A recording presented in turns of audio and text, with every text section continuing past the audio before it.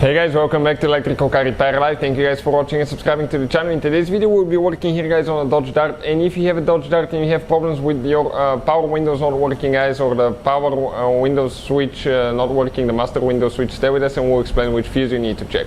Quick introduction guys, we have more than 200 videos on Dodge Dart and more than 200 videos on every car we get at the shop.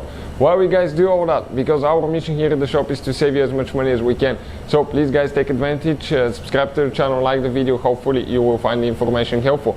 If you guys want to save even more money on car parts, tools, anything like that, check out the link in the description of the video below and you can see where you can buy car parts and tools for a really good price. So first we'll go ahead, open the hood guys, and I'm going to explain now where the fuse boxes are located. You have 3 of them, and where that fuse could be found guys for the power master window switch.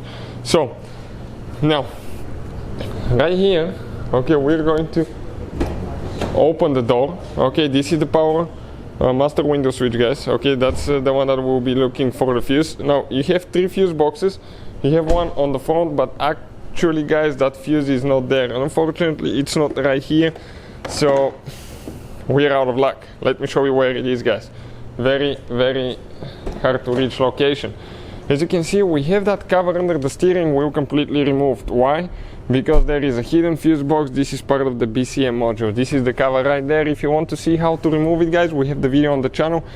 Just search for Dodge Dart fuse box location and how to access them. It's on the channel guys, and you will be able to find that information. So now I'll move those wires a little bit so I can show you a little bit better where things are, but pretty simple guys. Let me show you now. Right here you can see on the very left row right here guys, this is the very left row, the very bottom fuse, that 7.5 amp fuse, this is the one that we need to remove. So all I have to do, put the fuse puller on it. Check it out. And now I'm just going to go ahead and grab it and pull it out. And this is guys the fuse. Now if you're guys on the market for good fuses, very affordable fuse box replacement fuses, check out the link in the description of the video below. You can buy the whole box instead of just buying a few fuses at the parts store. So definitely guys, worth the investment. We get a new fuse and we go ahead and install it. Perfect. And now let's go ahead, and we're done here. I'll turn the ignition on and we'll see. Let me grab the key. Actually I need to go ahead and grab the key quick, and I'll show you if the power window switch is working now.